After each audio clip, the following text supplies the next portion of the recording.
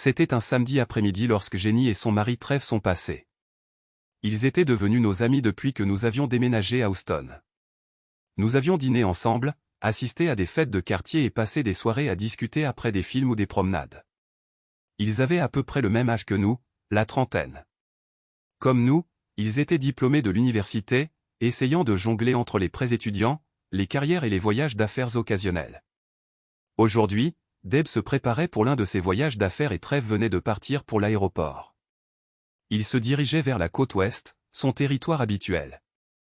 C'était la routine des conjoints qui voyagent, tandis que l'autre s'occupait de la maison.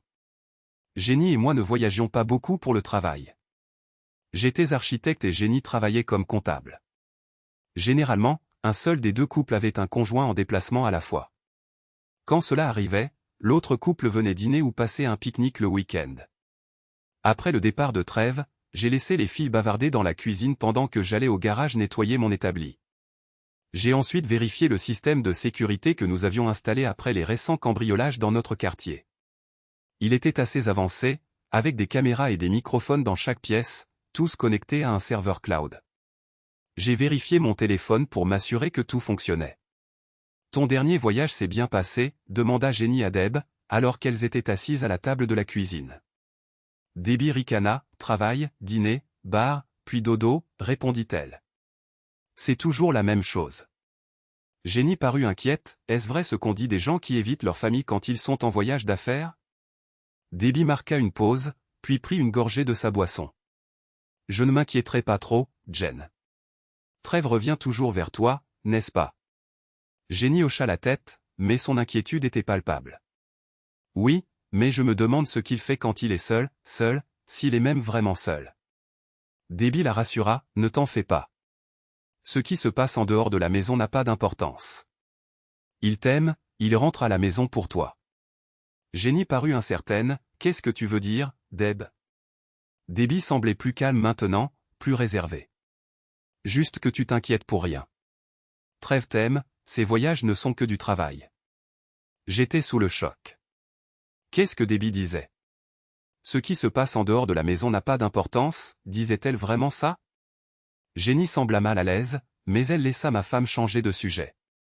Je les ai laissés discuter un peu plus longtemps, puis je suis allé à la cuisine prendre un café pour me vider l'esprit. Les mots de Debbie continuaient à résonner dans ma tête. Après environ 40 minutes, Jenny partit et nous nous sommes installés pour la nuit. J'étais poli, mais intérieurement j'étais mal à l'aise. Que signifiaient vraiment les mots de Deb? Je ne pouvais m'empêcher de me poser des questions, avait-elle trompé? Est-ce que cela durait depuis des mois, ou était-ce juste un faux pas? Je ne pouvais me débarrasser de l'idée, et si elle avait un amant? Elle voyageait beaucoup dans des endroits comme Phoenix, San Diego et Seattle. Pouvait-elle avoir quelqu'un dans chaque ville, ou n'était-ce qu'un seul amant? Je ne ressentais que de l'anxiété et de la tristesse, pas d'excitation.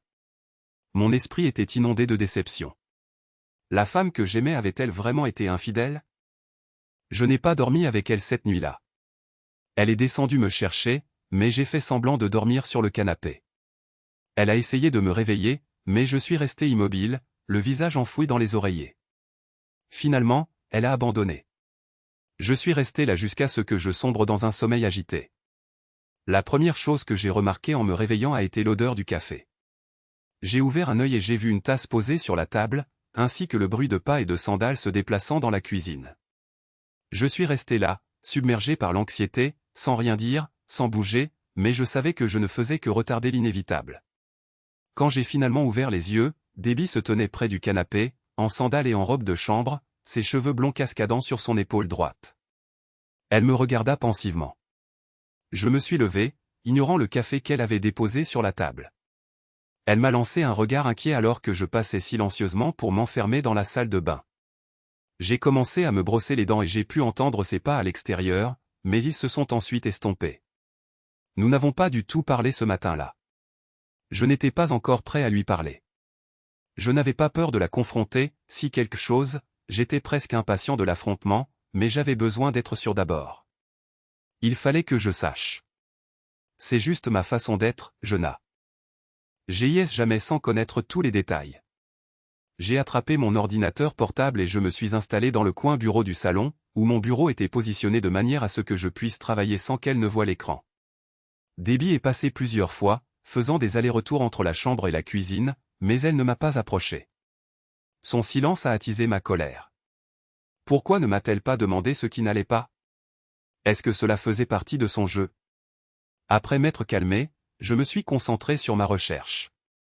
J'ai commencé à chercher des détectives privés dans les villes où Debbie voyageait pour le travail.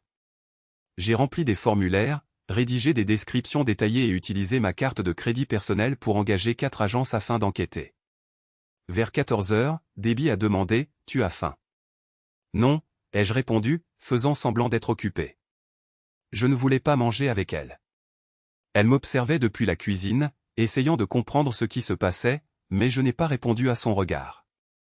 N'importe quelle femme qui n'aurait rien à cacher se serait demandé pourquoi son mari agissait ainsi. N'importe quelle femme sans souci aurait essayé de me parler, mais Debbie ne l'a pas fait. Après un long silence, je me suis levé, j'ai attrapé mon portefeuille, mon téléphone et mes clés de voiture et j'ai dit, peut-être qu'on pourrait aller quelque part. Elle a semblé surprise un instant, mais a rapidement hoché la tête et a tendu la main vers son sac à main. Elle tenait déjà son téléphone. Debbie ne laissait jamais ce téléphone hors de sa vue. Nous nous sommes dirigés vers la porte et je l'ai laissé passer la première. Je ne pouvais m'empêcher de la fixer du regard, cette femme magnifique qui, jusqu'à hier soir, je pensais mienne. Nous prenions toujours ma voiture quand nous sortions, alors elle s'est dirigée vers le siège passager, attendant que j'ouvre la porte comme je le faisais toujours. Mais avec tout ce qui s'était passé, la dernière chose que je voulais était de jouer les gentlemen. Pourtant, je me suis forcé. Quoi qu'il arrive avant mardi, je devais m'assurer qu'elle ne soupçonnait rien. Je suis désolé pour aujourd'hui, ai-je dit, essayant de paraître décontracté. Je crois que j'ai fait une erreur sur un projet et que je dois apporter quelques corrections rapides. Elle parut soulagée. Pourquoi tu viens lundi alors? C'est à propos du projet de Johnson? Non, ai-je répondu, essayant d'être convaincant. C'est lié à un futur projet. Je dois faire de nouveaux dessins et corriger certaines choses. Tout doit être parfait. Tu es trop dur avec toi-même, dit-elle plus calmement. Tout le monde fait des erreurs. J'ai failli répondre, c'est sûr, mais je me suis retenu. Nous avons discuté de choses triviales, puis sommes passés aux factures. Pendant tout ce temps, je me préparais mentalement à ce qui se passerait à notre retour. Il était impossible que je puisse m'en tirer en dormant à nouveau sur le canapé. À notre retour à la maison, j'ai pris une douche puis je suis allé me coucher avec ma tablette. J'ai fixé la même page pendant ce qui m'a semblé 30 minutes. Debbie a pris sa douche et est sortie en robe de chambre, un signe qu'elle était sur le point d'initier quelque chose. Je me suis souvenu de la dernière fois que nous avions fait l'amour, l'Adair. La première fois qu'elle semblait vraiment amoureuse de moi, elle s'est rapprochée, posant sa main sur ma cuisse. « Tu es fâché contre moi ?» demanda-t-elle d'une voix douce. Je ne répondis pas tout de suite. Je me contentais de me tourner vers elle, cherchant le moindre signe de culpabilité ou de malaise. « J'ai trouvé tes pilules dans la salle de bain, dis-je doucement. Tu les reprends? » Elle se figea et, après une longue pause, elle répondit, « Oui, je sais, je suis vraiment désolé. Je pensais que nous allions attendre quelques mois. » J'acquiesçai, essayant de ne pas montrer à quel point cela m'affectait. « Pas de problème, dis-je, mais les mots sonnaient creux. » Elle resta silencieuse un instant avant de retirer sa main. Je restai immobile et, après quelques minutes, elle éteignit la lumière et se détourna de moi. Je l'entendis respirer et je me levai, pris ma tablette et quittai la pièce. Je l'entendis parler doucement, mais je fermai la porte et retournai sur le canapé. Le lendemain matin, quand je me réveillai, Debbie était déjà levée et habillée. Il était 6 heures du matin, l'heure de mon jogging. Elle était déjà prête pour la journée. « Je t'ai fait du café, dit-elle, s'interrompant comme si elle voulait en dire plus, mais se retint. Elle devait déjà avoir compris que j'étais en colère contre elle. « Quand as-tu découvert les pilules ?» demanda-t-elle. Je voulais dire que c'était juste hier, mais je ne voulais pas qu'elle pense que c'était une découverte récente. J'ai menti à la place, la semaine dernière, dis-je, ne me souciant plus du mensonge. Tu n'as pas pris la peine de me demander ce que j'en pensais, répondis-je, ma frustration évidente. C'est bon, Deb, si tu ne veux pas d'enfant avec moi, alors je n'en veux pas non plus. Elle ouvrit la bouche comme pour dire quelque chose, mais je passai devant elle. J'étais en retard, je devais courir pour me vider la tête. La course m'avait toujours aidé à me concentrer, à me calmer, que ce soit au collège, au lycée, à l'armée ou à l'université. Maintenant, en tant qu'homme marié envisageant le divorce, c'était ma seule évasion.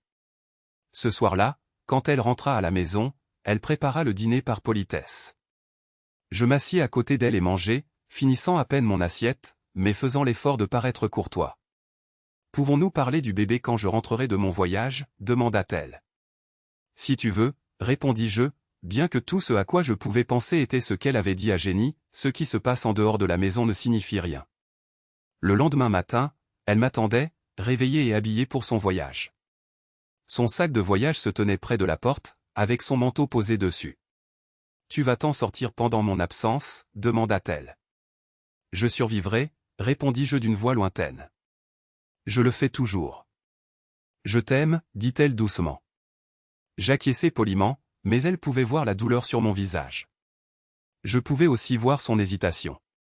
Je crois même avoir entendu un sanglot alors qu'elle se précipitait dehors, me laissant là, immobile, à fixer le vide tandis que j'entendais sa voiture s'éloigner. Ce jour-là, je suis allé voir un avocat pour un divorce sans enfant. Il ne restait plus qu'à diviser les biens que nous avions accumulés depuis le mariage, mais l'adultère serait pris en compte et si les détectives trouvaient quelque chose d'utile, je pourrais me retrouver avec la majeure partie. Mais je savais que les avocats traîneraient l'affaire en longueur pour leurs honoraires, rendant tout encore plus compliqué. Jenny m'envoyait des SMS et laissait des messages, mais je n'étais pas encore prêt à lui parler. Peut-être la verrai-je plus tard, mais elle me devança et se présenta à mon travail. Elle se tenait près de ma voiture quand je suis sorti. « Pourquoi n'as-tu pas répondu à mes appels et messages ?» demanda-t-elle. « J'avais quelque chose en tête » répondis-je. « Emmène-moi dîner, puis raccompagne-moi chez toi » dit-elle. « Nous devons parler. » Je lui rappelai les mots de ma femme, ce qui se passe quand les gens ne sont pas à la maison ne signifie rien. Jenny hocha la tête, me regardant droit dans les yeux. « Où est-elle aujourd'hui » demanda-t-elle. « San Diego » répondis-je, bien que je ne sois pas sûr que ce soit toute la vérité. « Tu l'as appelée au travail » demanda Jenny. « Non, dis-je, me sentant stupide. « Peut-être que ça en vaut la peine » dit-elle doucement. Je la regardai longtemps avant que nous partions. Le vendredi suivant, Debbie rentra de son voyage. Elle est allée directement au travail, puis à la maison. Quand elle arriva, j'avais déjà préparé le dîner et mis la table. « Oh mon Dieu, chérie !» s'exclama-t-elle. « Tu t'es vraiment surpassée. » Elle courut m'embrasser. Ce n'était pas un baiser passionné, mais un baiser rapide, celui que l'on donne à son conjoint en public. Je la laissai m'embrasser, bien que je ne puisse m'empêcher de penser que c'était peut-être la dernière fois.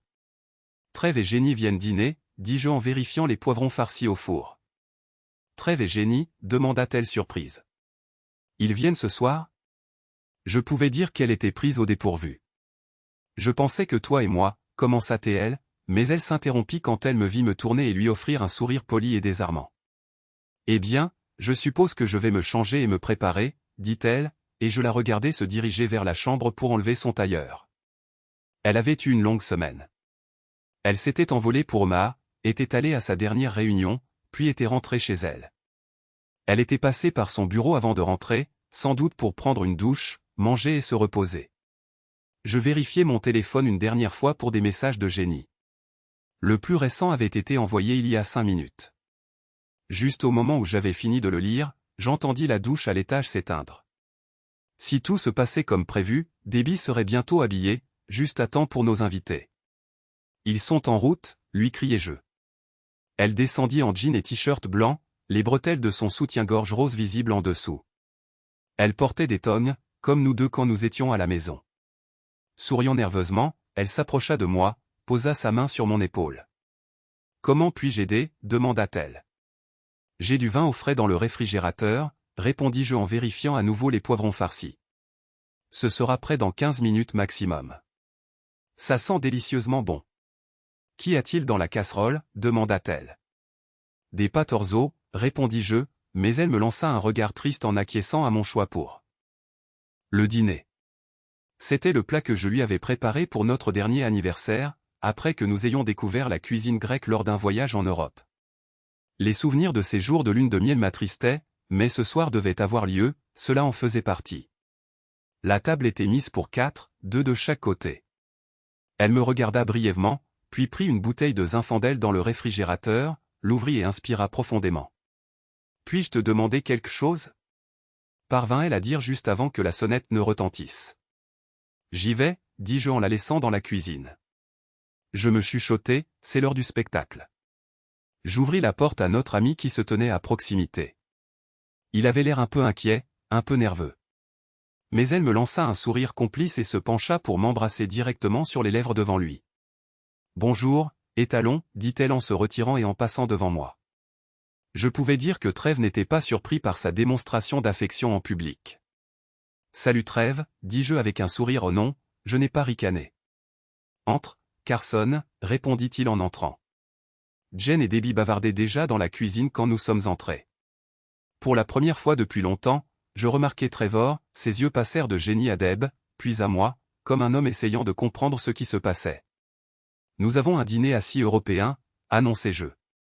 Jen s'assoit avec moi et Deb s'assoit avec Trèves. Trèves et ma femme échangèrent un regard rapide, puis tous deux détournèrent rapidement les yeux quand Jen gloussa. « Je crois que j'aime ça, dit Jen.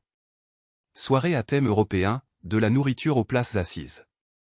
Qu'est-ce que les Européens font d'autre ?» Elle leva un sourcil, mais Trèves et Debbie ne répondirent pas. Ils étaient assis côte à côte, manifestement sur les nerfs, tandis que Jen continuait de parler, naturelle et décomplexée. Intérieurement, j'avais envie de rire. Les Européens partagent bien plus que de simples places à table, dis-je en souriant à Jen, qui me rendit mon sourire et rit. Ils échangent leurs conjoints ou se lancent dans des mariages ouverts. Intéressant, dit Jen.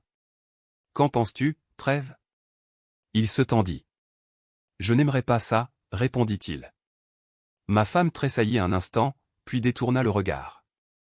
Je ne sais pas, Trèves, répliqua Jen, peut-être que les Européens ont raison sur ce point. Une fois de plus, ma femme et Trèves échangèrent de rapides coups d'œil, se jaugeant secrètement. Je servis le repas et offris un verre de vin à chacun, ne laissant pas aux deux personnes assises en face de nous le temps de refuser. Je remplis simplement leur verre. Pendant que nous mangions, Jen fit l'éloge du plat et de sa préparation. Deb et Trèves acquiescèrent poliment.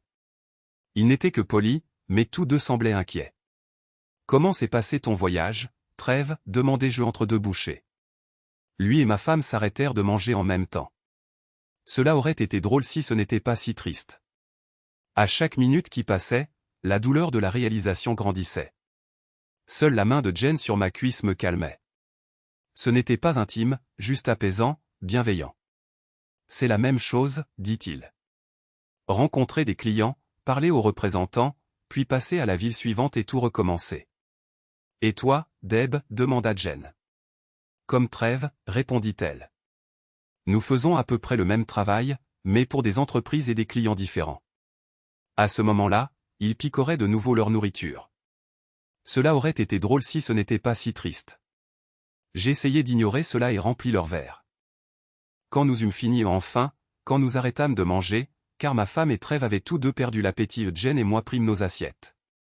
Debbie proposa d'aider, mais je l'arrêtai. Toi et Trèves, vous revenez tout juste d'un voyage, allez vous asseoir dans le salon. Nous serons là dans quelques minutes. Elle me lança un regard effrayé, forçant un sourire malgré la tension. Trèves sembla vouloir dire quelque chose à sa femme, mais elle alla à la salle de bain. Je les regardai entrer dans le salon, échangeant des regards interrogateurs. Ils chuchotaient peut-être, mais je ne pouvais pas distinguer ce qu'ils disaient. J'imaginais qu'ils étaient inquiets. Quand Jen revint, elle et moi les rejoignîmes. « Alors, vous n'êtes pas intéressé par un mariage européen ouvert » dis-je avec un sourire. Jen se joignit à moi en riant. Debbie et Trèves se contentèrent de glousser nerveusement, comme si c'était une blague.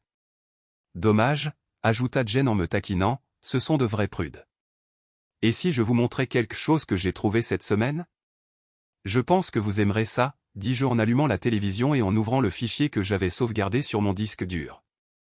La première scène montrait des vues de rue de la ville, beaucoup de soleil et le littoral, puis la caméra tourna pour révéler une base N. Aval. La voiture roula vers le nord, s'arrêtant derrière un taxi devant un hôtel.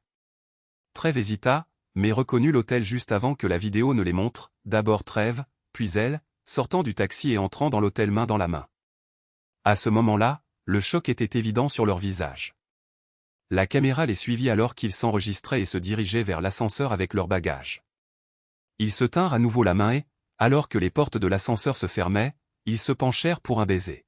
« Carson, tu peux arrêter, dit Trevor, mais Jen le coupa froidement. « Tais-toi et regarde, tous les deux. » Quand je me tournai vers ma femme, la panique et la honte étaient écrites sur son visage. Je remarquai ses lèvres trembler alors qu'elle essayait de détourner le regard de l'écran. La scène passa ensuite à une chambre d'hôtel et, oui, nos stars faisaient le show. Je jetai un coup d'œil à ma femme en larmes et ne pus m'empêcher de penser, astérisque tu aurais pu me tromper avec quelqu'un de plus attirant, astérisque, Carson. Trevor parla finalement, mais avant qu'il ne puisse continuer, Jen le gifla et lui lança un regard noir. C'est bien, remarqua Trevor sarcastiquement. Te sens-tu aussi bien avec quelqu'un d'autre parfois? L'humeur de ma femme changea alors qu'elle répondait, je t'ai demandé de ne pas mentionner Carson quand nous avons fait ça. Pourquoi pas, insista-t-il. Mauvaise conscience, répondit-il. De retour dans la chambre, ajouta-t-elle, je ne veux juste pas parler de lui. Tu es en train de gâcher l'ambiance, Trèves. Après cela, ils s'allongèrent sur le lit tandis que la vidéo jouait pendant près d'1 heure avant qu'ils ne s'endorment tous les deux. Deb fut la première à se réveiller, le visage tourné loin de Trevor. Bientôt, il se réveilla et tendit la main vers elle. Elle ne résista pas alors qu'il la retournait doucement sur le ventre. Jen, qui avait déjà vu la vidéo, fixa ses yeux froids et durs sur son mari. Il était en colère mais résigné, forcé de faire face à la preuve de sa trahison envers sa femme pour astérisque elle astérisque. Ma femme écarta l'écran et commença à sangloter doucement dans ses bras. La vidéo se termina. Trevor me lança un regard noir tandis que Jen se levait et s'asseyait à côté de moi. Eh bien, c'était assez instructif, n'est-ce pas, dit-elle d'un ton neutre. Debbie me regarda finalement et demanda simplement, comment as-tu découvert? Je rallumai l'écran.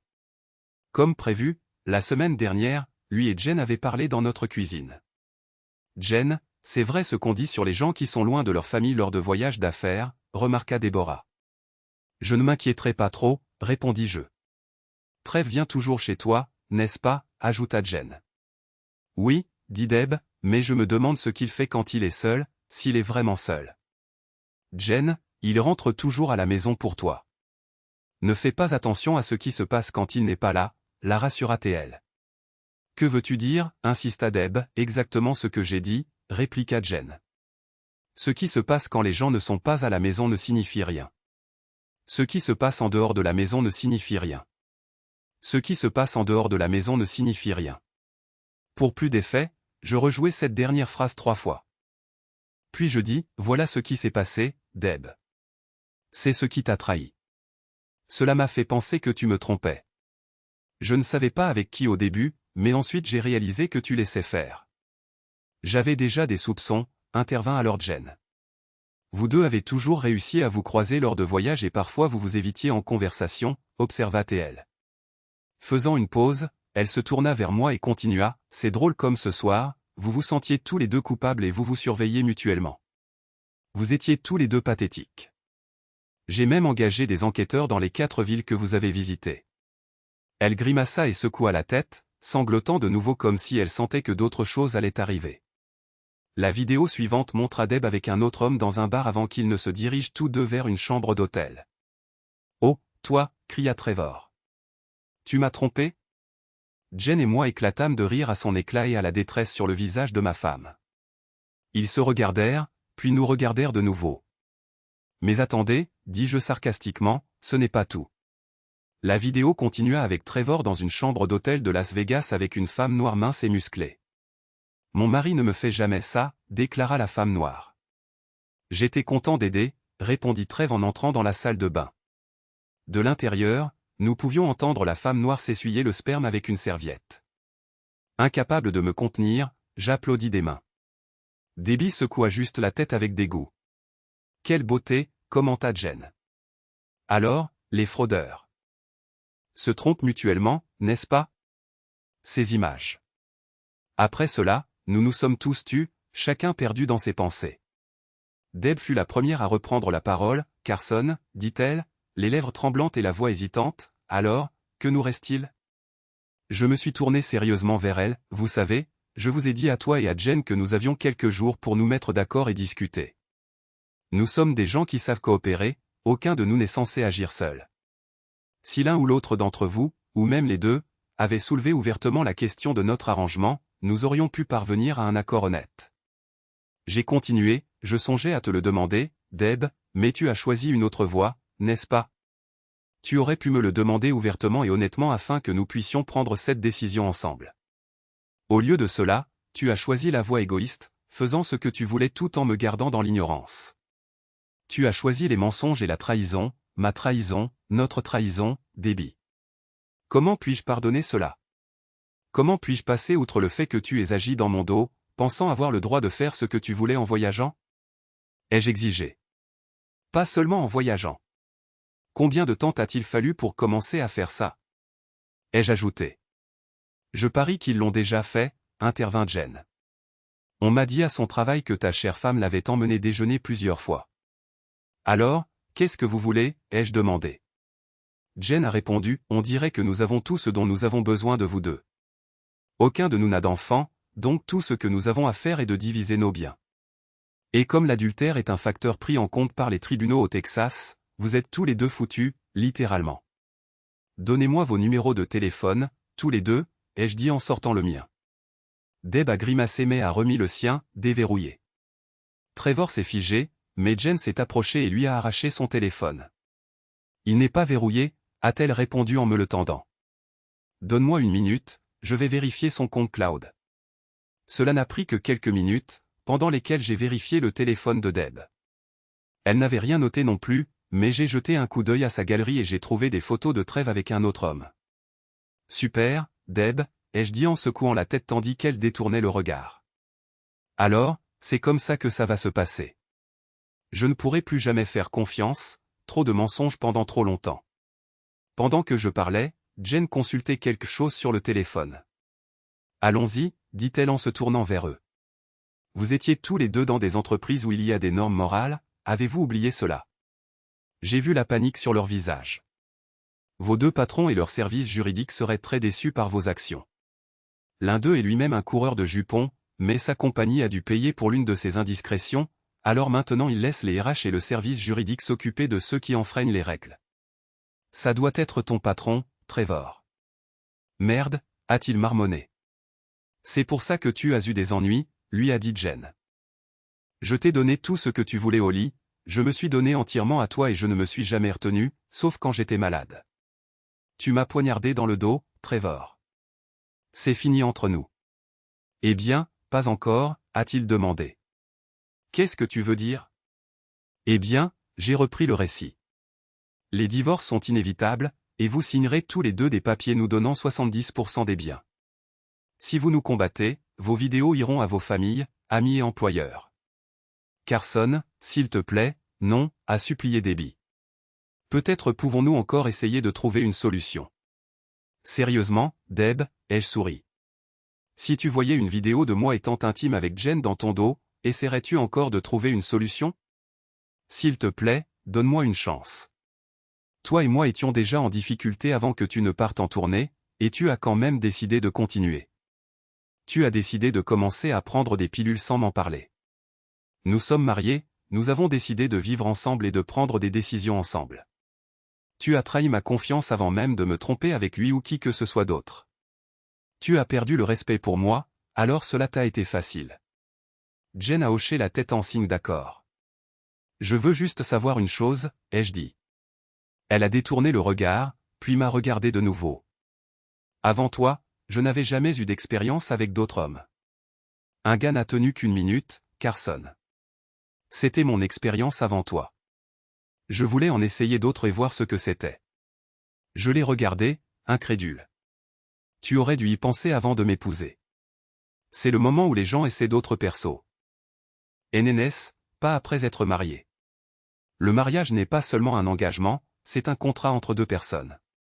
Cela signifie que c'est juste deux contre le monde. Le mariage est exclusif jusqu'à ce que les deux parties en conviennent autrement. Tu sais qu'il faut laisser tout le monde derrière soi. Elle a voulu dire quelque chose mais s'est arrêtée, puis a repris la parole, Carson, je voulais sortir et m'amuser avant le mariage, mais tu es apparu et je ne voulais pas risquer de te perdre. Les premières années ont été si bonnes entre nous, mais cette dernière année, tout m'est revenu. J'ai commencé à me demander ce que seraient les autres hommes. Pas l'amour, c'est pour ça que je suis resté avec toi. Il s'agissait juste d'intimité, c'est tout ce que je voulais. J'ai secoué la tête avec déception. Tout ce que tu avais à faire, c'était de me demander, Deb. Tout ce que tu avais à faire, c'était de me parler ici à la maison. Nous aurions pu trouver des gens que nous connaissions et en qui nous avions confiance. Bon sang, je t'aurais laissé être intime avec quelqu'un d'autre si nous avions tous décidé de le faire ensemble, puisque nous étions tous amis. Au lieu de cela, vous êtes allés tous les deux dans notre dos et avez violé notre confiance, Debbie. Avec la confiance et l'amour vient le respect. Tu as perdu tout respect pour moi en agissant dans mon dos. Nous aurions pu régler cela ensemble, mais tu as décidé de le faire sans moi. Jen a hoché la tête en signe d'accord, ça vaut pour toi aussi, Trevor, a-t-elle ajouté. J'ai été surpris lorsque Jen a pris la parole et que Trevor s'est détourné. Debbie a regardé Jen et Trevor sous le choc, as-tu fait ça, a-t-elle demandé. Que as-tu dit, a demandé Jen. Cet homme m'a dit qu'il ne me partagerait jamais avec Carson et qu'il me quitterait si j'en reparlais ou s'il me surprenait. Peux-tu le croire? Debbie a secoué la tête en direction de Trevor, puis l'a repoussé et l'a frappé. Espèce d'idiot, a-t-elle dit tandis qu'il essayait de se protéger des deuxième et troisième coups. Quand nous avons commencé, j'ai dit que nous devrions les impliquer, n'est-ce pas? Mais tu as dit non, qu'ils ne le supporteraient jamais et nous abandonneraient. Je t'ai écouté et maintenant, regarde où nous en sommes. Ça n'a pas pris longtemps, a-t-il dit avec colère, et après moi, tu as commencé à chercher d'autres personnes, alors ne fais pas la sainte. Je me souviens de notre premier baiser, le Noël dernier. Tu m'as laissé t'embrasser pendant 1 minute ou 2 pendant que Jen était dans la salle de bain. Tout a commencé quand nous sommes allés à la voiture. Il ne m'a pas fallu longtemps, en fait moins d'1 semaine, pour te faire coucher avec moi. Je me souviens si clairement de cette nuit-là. Nous fêtions avec nos meilleurs amis, et pendant que sa femme, celle de Carson, donc Deb, et moi, Trevor, étions hors de vue, lui, Carson, et ma femme, celle de Trevor, donc Jen, s'embrassaient. Je te hais, a-t-elle craché. C'est réciproque, a-t-il répondu. Jen et moi les avons regardés pendant quelques minutes alors qu'ils se lançaient des regards furieux. Nous les avons regardés avec mépris et méfiance. Y avait-il encore de l'espoir après cela? Cela semblait désespéré, trop de mensonges et trop de trahisons en chemin. Si nous avions des enfants ou si nous étions plus âgés, j'aurais peut-être été assez faible pour envisager le pardon. Mais j'étais jeune et aucun enfant ne nous liait. Je voulais partir. Puis la sonnette a de nouveau retenti. Cette fois, Jen a ouvert la porte et est revenue avec une femme portant 2 sacs et un smartphone. Deborah Madison Kahn, a annoncé la femme en tendant une enveloppe à ma femme.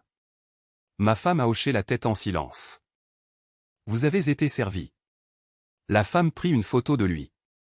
Trevor Gunderson, dit-elle en s'adressant à lui, et Trevor hocha la tête à contre-cœur. Vous avez été servi. Pendant ce temps, Debbie sanglotait ouvertement, serrant des papiers dans ses mains. Jen se tourna vers moi avec un haussement d'épaule, puis s'approcha de son mari. C'est fini entre nous. Rentre chez toi, fais tes valises et pars. Je ne veux plus jamais te revoir, compris? Si tu en parles à qui que ce soit, la vidéo ira à tes parents, à ton travail et à toute autre personne que tu pourrais appeler un ami. Compris? Debbie ne bougea pas au début, mais elle fit ensuite quelque chose à quoi je ne m'attendais pas. Elle s'agenouilla et rampa vers moi. Carson, s'il te plaît, je vous en supplie tous les deux, pardonnez-moi et donnez-moi une autre chance. Je sais que j'ai tout gâché, c'est entièrement de ma faute. Faites ce que vous voulez de moi, mais ne me jetez pas à la rue, ajouta-t-elle. Carson, s'il te plaît. Jen, s'il te plaît, parle-lui. Je vous en supplie tous les deux.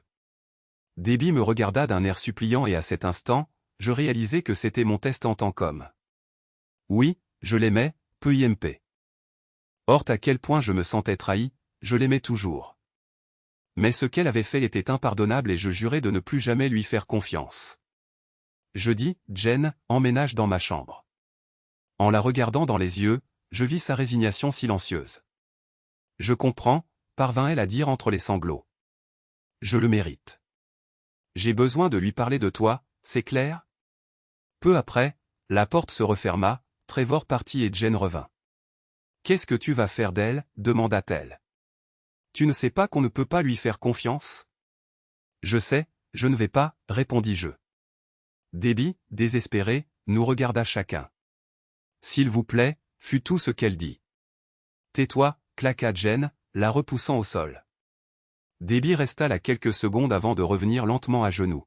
« Carson, s'il te plaît, ne divorce pas de moi, supplia Debbie. « Prends tes affaires et va-t'en, répondis-je. Debbie, rassemble tes affaires pour au moins une semaine et nous parlerons de la façon dont tu récupéreras le reste quand tu en auras besoin. » Elle hocha la tête et recommença à sangloter. Son visage était marqué de découragement et de tristesse. Lentement, elle se leva et alla dans la chambre pour prendre ses affaires. 40 minutes plus tard, elle avait fait 2 valises, un sac de voyage, une sacoche d'ordinateur portable et un sac à main. Jen et moi la regardâmes charger tout dans sa voiture. Debout côte à côte, nous la vîmes s'éloigner pour la dernière fois. Elle tendit la main vers moi, mais je me retirai. Elle sanglota de nouveau et partit en pleurs. Finalement, Jen se pencha vers moi et dit « Tout s'est mieux passé que nous le pensions. » Ils se sont mis dans cette situation eux-mêmes, ajoutai-je, tandis que nous regardions la voiture de ma bientôt ex-femme s'éloigner au loin. Chaque conjoint a l'occasion de tromper, même si tout le monde ne le fait pas, dit-elle en revenant vers moi. Qu'est-ce qui est si drôle, demandai-je à Jen alors qu'elle se déshabillait. Certaines personnes pensent avoir un mariage ouvert, répondit-elle, mais elles oublient d'en parler à leur conjoint. Tu veux une relation ouverte? Lorsque je me retirai, je répondis, c'est trop comme sortir avec d'autres personnes. Tu en as besoin, insista-t-elle. J'ai juste besoin de quelque chose de différent de temps en temps, Carson. Ça fait un moment que je n'ai pas essayé de variété. Parfois, j'aurais peut-être besoin d'autre chose, expliquai-je. Nous sommes d'accord, dit-elle, à bout de souffle. 3 mois plus tard, le divorce eut lieu. Jen et moi avons tous deux obtenu les 70% que nous avions demandé. Jen vendit sa maison et je contractai un prêt pour payer à Debbie 30% de la maison qu'elle possédait. En une journée au tribunal, toutes les questions financières et juridiques furent réglées, mais pas la douleur et la culpabilité de Debbie. Elle perdit tout, sauf son travail. Ses parents finirent par le savoir lorsqu'elle commença à les préparer, juste au cas où. Je leur avais envoyé des vidéos et des photos par pure méchanceté. Je n'avais jamais fait ça. Trevor disparut simplement après la finalisation de son divorce avec Jen. Elle avait assez d'argent pour le racheter, mais la dernière chose qu'il lui avait dite était qu'il la contacterait. Cela fait 2 ans et nous n'avons pas eu de nouvelles de lui. Debbie travaille et voyage toujours, ce qu'elle fait, mais cela n'a plus d'importance pour moi. L'autre jour, Jen et moi étions dans un café. Elle passa, occupée au téléphone. Jen et moi vivions ensemble, mais nous avons tous deux peur d'un engagement sérieux. Cela fait 1 an que mon divorce a eu lieu et mes souvenirs de mon temps avec Debbie s'estompent. En fait, Jen et moi parlons de voyager autour du monde. Puis l'autre jour, j'ai reçu une lettre de Debbie, « Bonjour Carson, j'espère que tu vas bien. J'essaie de vivre ma nouvelle vie mais pour être honnête, ce n'est pas facile. Nos moments ensemble me manquent. Tu me manques et nous me manquons. J'ai eu tellement de temps pour réfléchir à ce que je t'ai fait, à ce que je me suis fait et à ce que nous nous sommes fait. J'ai tout gâché en croyant que je méritais d'avoir tout ce que je voulais, peu importe quoi. Dans ma quête d'expérimentation intime, d'auto-indulgence et d'épanouissement personnel, j'ai blessé l'homme que j'aimais et j'ai perdu mon mariage, sans compter que j'ai contribué à détruire le mariage de Jen et Trevor. Il serait si facile de le blâmer pour ce qui s'est passé, mais nous savons tous les deux que ce n'est pas vrai. J'ai tout fait volontairement, personne ne m'a forcé. Je te dois des excuses, Carson, non seulement pour avoir ruiné notre mariage et notre vie commune, mais aussi, comme tu l'as dit, pour avoir perdu ton respect. Mais avant cela, j'ai perdu mon respect de moi-même. J'ai succombé à la croyance que je méritais le plaisir et les expériences que j'avais manquées. J'ai maintenant un divorce auquel je ne m'attendais pas. Rien de tout cela ne m'attire ou ne me satisfait. Cela m'a déchiré. J'ai appris que Jen et toi êtes toujours ensemble. Je vous souhaite à tous les deux du bonheur, mais dire que je ne suis pas jalouse serait un mensonge. Prenez soin de vous et de Jen. Ton ex-femme, malheureusement. Avec amour, Debbie. Astérisque astérisque histoire 2 astérisque astérisque. L'histoire que je veux partager s'est produite en 2021, c'est-à-dire il y a 2 ans et demi. Je souhaite garder mon identité secrète car l'histoire ne concerne pas mon mari ou moi. Nous jouissons d'un mariage heureux depuis 14 merveilleuses années. Au lieu de cela, un incident désagréable est survenu entre ma mère, une charmante femme de 59 ans, et mon père, un homme sage de 63 ans. Cet épisode nous rappelle que l'infidélité n'est pas propre aux jeunes, parfois, des femmes plus âgées peuvent également être impliquées. Ironiquement, avant cet incident, mes parents avaient vécu un mariage heureux pendant plus de 38 ans. Il y a 3 ans, mes parents ont décidé de prendre leur retraite dans l'état pittoresque de l'Arizona. Là, ils ont acheté un terrain chic au bord de la rivière et ont investi dans un nouveau camion diesel équipé d'une cellule de camping. D'octobre à avril, ils se sont délectés des joies de la vie en Arizona, tandis que le reste de l'année était consacré au voyage, souvent vers des endroits plus frais comme les zones montagneuses ou la captivante côte ouest. Ils passaient également 4 à 6 semaines chaque année avec ma famille, dans le cadre sublime de la magnifique Utah. Pour assurer le confort maximal de mes parents lors de leur visite, mon mari a pris l'initiative d'aménager une aire de stationnement complète pour camping-car sur notre propriété, avec un accès pratique à l'électricité, à l'eau et à une fosse septique. Ils pouvaient ainsi profiter pleinement de leurs vacances. Leur présence sur notre vaste terrain de 16 acres ne cesse jamais d'enchanter mon mari, nos enfants et moi. Nous attendons toujours avec impatience nos voyages à leur résidence d'Arizona, qui sont fascinants, surtout avec leurs bateaux et leurs jet-skis à leur disposition. À notre disposition, même sous la chaleur torride du plein été, nous réussissions à faire des excursions. De plus, mon frère et sa famille de Géorgie rendent visite à nos parents au moins une fois par an, ce qui ajoute à la joie de nos retrouvailles, même s'ils ne peuvent pas nous rendre visite aussi souvent que nous leur rendons visite. Jusqu'à récemment, j'étais très fier de dire que mes parents vivaient un mariage exemplaire. Ils étaient un exemple éclatant pour mon frère et moi, nous inculquant les valeurs sur lesquelles nous avons ensuite élevé nos propres familles. En un sens, notre vie de famille incarnait le rêve américain. Maintenant, je vais vous raconter comment tout a changé de façon spectaculaire. Il y avait beaucoup de gens gentils et amicaux dans le quartier merveilleux où vivaient mes parents en Arizona, mais au milieu de toute cette chaleur, une femme se distinguait pour des raisons que je ne pouvais pas comprendre. Il y avait en elle une qualité indescriptible qui ne me convenait tout simplement pas. Pour cette histoire, nous l'appellerons Joséphine, une femme divorcée de 64 ans, connue pour son style de vie débauché et son comportement bruyant et désagréable. À ma grande surprise, ma mère a développé un lien fort avec Joséphine, nouant une amitié inhabituelle qui a immédiatement déclenché des signaux d'alarme pour moi. Ma mère n'est pas naturellement fan des fêtes bruyantes et ne participe qu'occasionnellement à des événements sociaux. Plus surprenant encore, plusieurs des amis de ma mère se sont laissés séduire par Joséphine malgré son comportement parfois irritant. Bien que j'aie exprimé à plusieurs reprises mes soupçons à propos de Joséphine à ma mère, elle a rejeté mes préoccupations, croyant fermement que Joséphine ne présentait aucun danger et avait même un cœur pur en or. Puis, il y a quelques mois, Joséphine a acheté un yacht avec l'aide de mon père, après avoir reçu les recommandations de ses propres parents concernant son fonctionnement. Les événements qui se sont déroulés mardi dernier n'ont fait qu'aggraver la situation. Vers 18 h, ma mère, Joséphine et une autre amie, que j'appellerai Jenny, ont décidé d'aller prendre un verre pendant l'happy hour. Elles prévoyaient de se retrouver dans un bar local au bord de la rivière, utilisant le yacht nouvellement acquis de Joséphine comme moyen de transport, avec l'intention de passer plusieurs heures au bord de l'eau à boire et à discuter. Cependant, mon père m'a dit plus tard que vers 20 h, ma mère l'avait appelé pour lui dire que leur sortie avait été prolongée d'1 heure. Au cours de cette conversation, ma mère a mentionné avec désinvolture qu'elles avaient rencontré de manière inattendue l'une des connaissances de Joséphine. De manière intrigante, cette rencontre les avait amenés à faire une visite impromptue chez cet homme au bord de la rivière. Ce détour inattendu était un autre signal d'alarme, d'autant plus que ma mère avait étendu ses projets pour la soirée et que l'identité de cet ami mystérieux restait inconnue. Étonnamment, ces circonstances ne semblèrent pas troubler mon père, et ma mère rentra chez elle peu après 21 h. Au début, tout semblait normal. Le mercredi se passa sans incident notable, mais le jeudi, les événements prirent une tournure inattendue. Les 3 femmes prévoyaient de retourner au bar pour se détendre et prendre un autre verre à l'happy hour sur la terrasse. C'était le 4e signal d'alarme dans ce drame en cours. Comme je l'ai mentionné, ma mère boit rarement de l'alcool, pourtant, en quelques jours seulement, elle était sortie 2 fois pour socialiser et boire pendant son temps libre. Un tel changement radical de comportement était un avertissement indubitable. Pendant ce temps, ce même soir-là, mon père et le mari de Jenny avaient prévu de consacrer du temps à travailler sur leur voiture, donc la sortie des dames ne posait aucun problème pour eux du point de vue des horaires conflictuels. Le trio est parti en bateau vers 18h30, acceptant de revenir au plus tard à 21h. Pendant ce temps, mon père et le mari de Jenny ont terminé les rénovations vers 20h.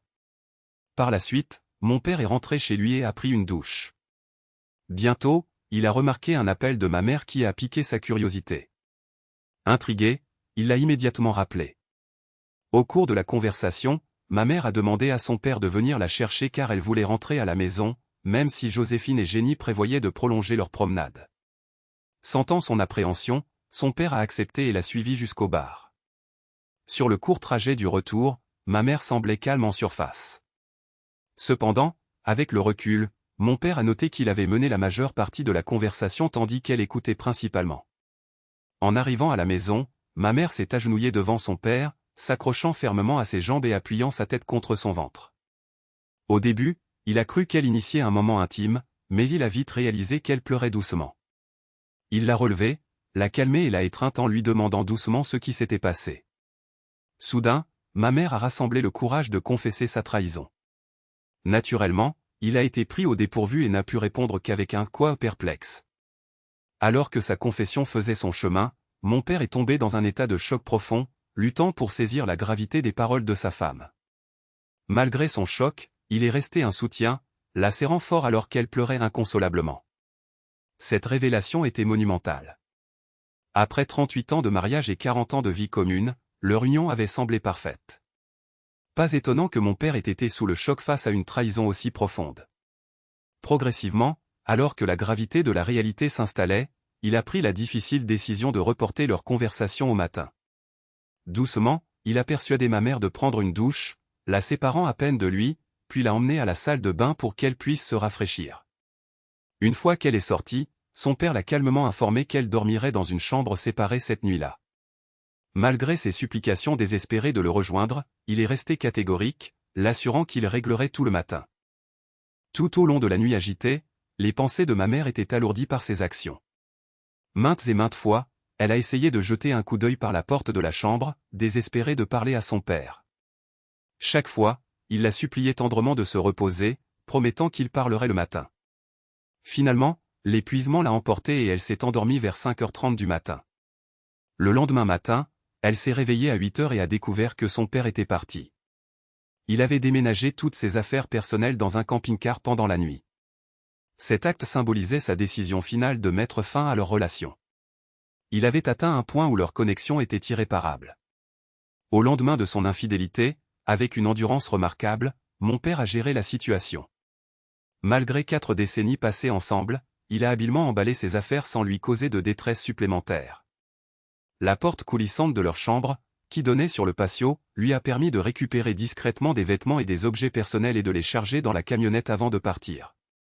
Au début, ma mère a essayé de l'appeler, mais il n'a pas répondu.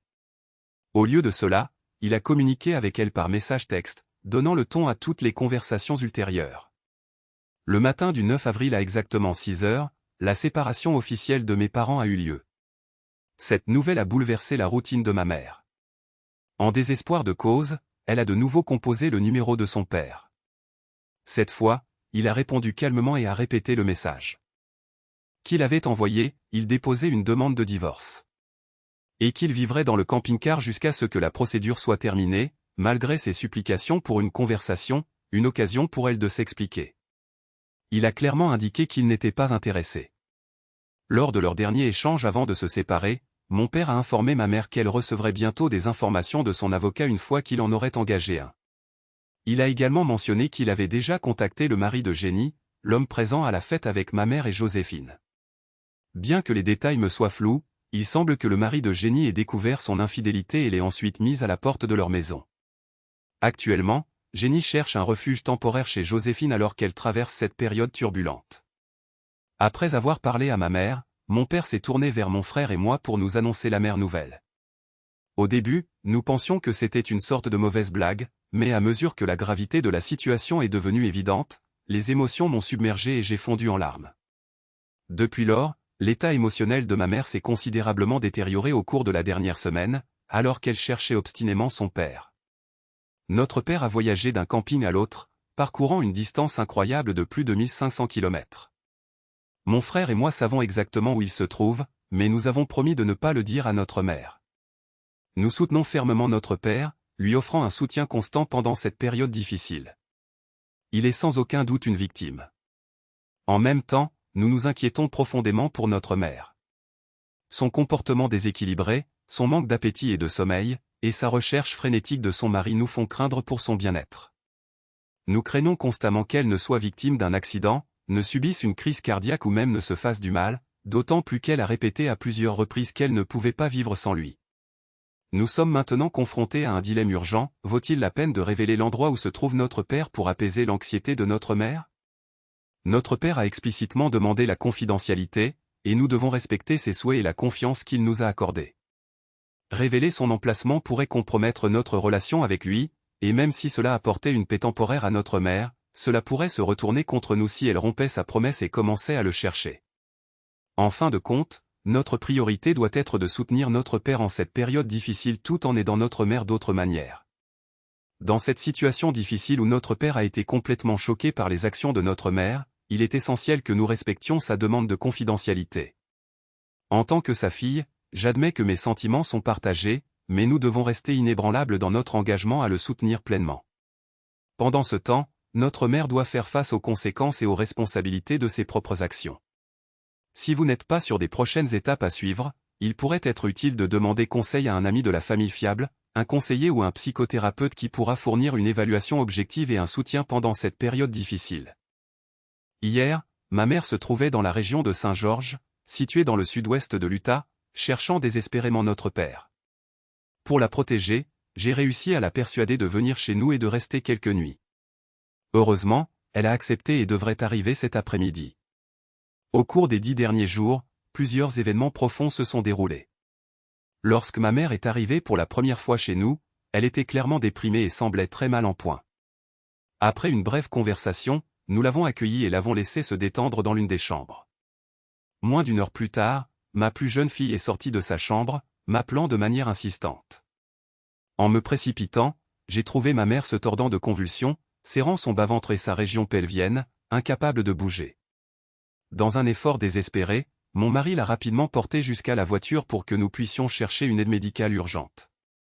Nous nous sommes dépêchés aux urgences où les médecins ont observé un inconfort sévère, des sueurs et des signes évidents de forte fièvre.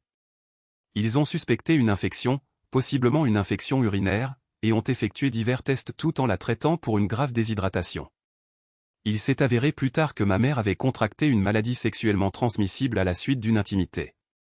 Heureusement, la MST qu'elle a contractée est traitable avec des antibiotiques. Le médecin lui a conseillé de rester à l'hôpital pendant la nuit jusqu'à ce que sa température baisse et que son état général s'améliore. Malheureusement, après 48 heures, il n'y avait aucun progrès visible. À ce moment-là, la situation a empiré. Le médecin craignait qu'elle ne soit confrontée à une souche résistante aux médicaments, un type qui est devenu de plus en plus courant ces dernières années. En réponse, une combinaison d'antibiotiques puissants lui a été prescrite. Après 5 jours, sa température a finalement baissé et son état s'est stabilisé, lui permettant d'être libéré. Tout au long de son séjour à l'hôpital, ma mère a fréquemment posé des questions sur papa, désespérée de savoir s'il l'avait contacté pour s'enquérir de son bien-être. Pour être honnête, je lui ai dit qu'il n'avait pas fait un seul appel, mais je l'ai rassuré en lui disant que je le tenais informé tous les jours. Ma famille et moi lui rendions visite quotidiennement pour lui apporter soutien et conversation, veillant à ce qu'elle ne soit pas seule longtemps, dans le but d'éviter la solitude. Malheureusement, cette approche semble avoir approfondi sa dépression. De retour dans notre confortable maison, ma mère semble faire des progrès physiques sur la voie du rétablissement, mais son état émotionnel reste instable. Depuis son retour, elle n'a cessé d'écrire et d'appeler papa, cherchant désespérément à le contacter. Déçue et blessée, elle s'est exclamée, après 40 ans de vie commune, je pensais que tu me parlerais au moins. En entendant cela, je me suis mise en colère et j'ai proféré des paroles dures, si tu ne t'étais pas comporté comme ça, rien de tout cela ne serait arrivé. C'est entièrement ta faute. Tu as détruit notre famille. Bien qu'il y ait eu une part de vérité dans ce que j'ai dit, le remords m'a saisi presque immédiatement et je me suis excusé aussitôt. Submergée par l'émotion, elle a éclaté en sanglots et s'est accrochée à moi. Nous avons ensuite eu une longue discussion. Au cours de notre conversation de 2 heures, maman s'est enfin ouverte et m'a raconté toute la vérité sur la personne avec qui elle avait eu une relation intime. Il s'est avéré que l'homme était un maçon de 28 ans qui travaillait dans une installation voisine. Malgré une différence d'âge significative de 31 ans, il a activement recherché une relation avec une femme mariée.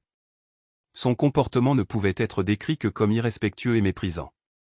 Avec 2 amis, il a décidé de louer une caravane au bord de la rivière pour 6 mois au lieu de séjourner à l'hôtel. Nous arrivons maintenant à la partie plus sombre de l'histoire.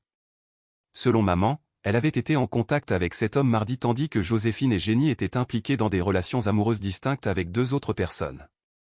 Oui, cela peut sembler choquant, mais c'est exactement ce qui s'est passé. Puis, jeudi, Sakour l'a tellement captivée qu'elle n'a pas pu résister à l'intimité avec lui. Quand j'ai appris cette nouvelle, j'ai été profondément dégoûté et choqué. Je ne pouvais pas imaginer que ma propre mère se comporterait d'une telle. De cette manière, malgré son malaise croissant et sa réticence à aborder le sujet. J'ai persisté à poser des questions, me demandant comment elle avait pu trahir son père aussi ouvertement. En réponse, elle a admis qu'elle n'avait pas pleinement compris ce qui se passait au début et qu'elle avait immédiatement ressenti des remords dès qu'elle et cet homme avaient commencé leur liaison. Maintenant, lorsqu'elle raconte les détails, elle a très honte.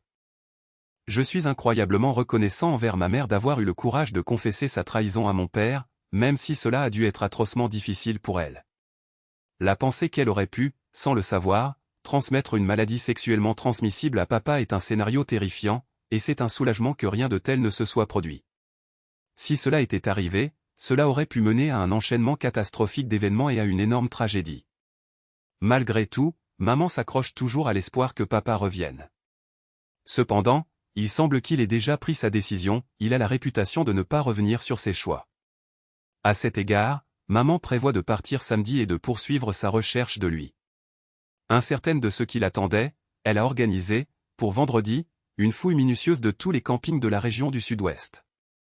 Sa détermination la pousse en avant malgré l'incertitude de ce qui l'attend. Il y a quelque chose que je sais mais que je ne peux pas partager avec elle, et j'aimerais qu'elle l'écoute. Pendant ce temps, papa a fait en sorte que les papiers de divorce soient livrés à maman chez moi, où elle serait entourée du soutien de sa famille pendant cette période difficile. Vendredi promet d'être une journée incroyablement tumultueuse. Je me sens coupable parce que je sais ce qui va arriver, mais je me sens aussi obligé de soutenir papa dans ce processus et d'être proche de maman alors qu'elle fait face à ces défis. Plus d'1 an s'est écoulé depuis que maman et papa ont officiellement divorcé, mais j'ai toujours du mal à appréhender cette nouvelle réalité. En plus de la nouvelle du divorce, il est important de comprendre ce qui s'est passé dans leur vie depuis lors. Papa, incapable de pardonner à maman sa trahison, est resté inébranlable dans sa position. Homme de principe, il a clairement indiqué qu'il n'accepterait pas la trahison à la légère. Par conséquent, il a décidé de cesser toute communication avec elle, sauf pendant les procédures de divorce prévues. La décision rapide de papa de rayer maman de sa vie m'a choqué, mais je comprends la profondeur de son ressentiment et son besoin de distance. Il convient de noter que, malgré le bouleversement émotionnel, papa a veillé à une répartition équitable des ressources financières pendant le divorce, maman a reçu une généreuse compensation. Son objectif principal était de se libérer du mariage le plus rapidement possible et de rompre les liens avec elle. Bien que cela me fasse mal de le reconnaître, je compatis avec ses sentiments de trahison et de manque de respect. Aujourd'hui, maman vit dans un modeste appartement non loin de notre maison. Il n'y a pas si longtemps, elle résidait dans une magnifique demeure sur les rives d'une rivière de l'Arizona, avec bateau, jet-ski et un camping-car. Maman et papa ont jadis partagé des aventures estivales, explorant les côtes et les montagnes à travers le pays. Je ne peux qu'imaginer à quel point elle doit regretter d'avoir sacrifié tant de choses pour une excitation passagère. Il est décourageant de la voir échanger une indulgence temporaire contre de si lourdes conséquences à long terme, mais je ne m'attarderai pas là-dessus, car il y a un autre aspect important à considérer du point de vue de papa. Le processus de divorce a été rapide et efficace. Malheureusement, on ne peut pas en dire autant pour maman. Immédiatement après la finalisation du divorce, sa santé s'est considérablement détériorée. Elle a été rapidement hospitalisée pour une bronchite, une déshydratation, une malnutrition et une dépression sévère. En conséquence, elle a passé 3 jours à l'hôpital, recevant un traitement et des médicaments pour ses problèmes de santé mentale. Les médicaments prescrits ont finalement stabilisé son état mental et lui ont apporté un certain calme. Cependant, au milieu de ces difficultés, Elle a également subi d'autres examens et un diagnostic possible de lupus a été posé, probablement déclenché par le stress excessif du divorce et la perte de sa vie d'antan. Selon le médecin, un stress sévère peut affaiblir le système immunitaire, entraînant une exacerbation de conditions ressemblant au lupus. Puisque maman avait souffert d'une maladie sexuellement transmissible et d'une bronchite bactérienne, il est clair que son système immunitaire est actuellement compromis. En réponse, le médecin lui a fourni des recommandations individualisées axées sur le renforcement de son immunité et la gestion efficace de ses niveaux de stress pour restaurer son bien-être général. Maman doit maintenant s'engager activement dans la relaxation et la réduction du stress. Il est encourageant de constater qu'elle a fait des progrès remarquables dans sa guérison au cours des 6 derniers mois. Malheureusement, cependant, maman n'est plus la femme forte et sereine qu'elle était autrefois. Elle apparaît maintenant fragile, brisée et privée de sa vitalité d'antan. Malgré cela, il y a quelques mois, j'ai réussi à lui trouver un emploi dans un magasin d'artisanat où mon amie travaille comme gérante. Elle s'acquitte parfaitement de ses tâches et reçoit des éloges pour être une employée exceptionnelle. Si elle a de la chance, ce travail l'aidera à trouver un nouveau but, mais la dure réalité reste sombre, elle a perdu de nombreux avantages dont elle jouissait auparavant.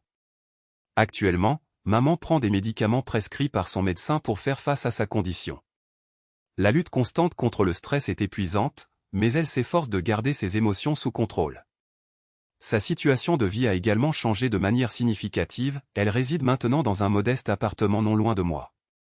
À 59 ans, elle est retournée travailler dans le commerce de détail, un changement radical par rapport à la vie qu'elle menait auparavant. Maintenant, passons de maman à papa. Apparemment, il ne gaspille pas sa nouvelle liberté. Il a embrassé un mode de vie nomade, voyageant seul dans son camping-car et profitant de chaque instant de son indépendance, avec un amour profond pour la nature et une passion pour l'exploration de nouveaux endroits. Au cours des 6 derniers mois, papa a entamé une relation avec une femme et il semble que les choses évoluent vers quelque chose d'important. Je lui conseille cependant d'être prudent, étant donné la récente dissolution de son mariage de 40 ans avec maman. Bien que j'ai rencontré sa petite amie à plusieurs reprises et puisse attester de son attitude bienve. Il envers mon père, il y a un point curieux que je trouve difficile à exprimer sans paraître ironique, elle est bien plus jeune que lui. Ils sont unis par une passion commune pour le voyage, car elle est une blogueuse YouTube qui documente ses aventures. Au cours des 4 derniers mois, papa et sa petite amie ont fait diverses randonnées à travers le pays. Bien qu'elle ne se concentre pas sur mon père dans ses vidéos, elle le mentionne occasionnellement. Leur relation semble très forte et papa lui-même dit qu'il est plus heureux que jamais auparavant. Malgré son bonheur retrouvé, il nous a rassurés, mon frère et moi, qu'il n'a aucune intention de se remarier. Fait intéressant, sa petite amie partage le même avis.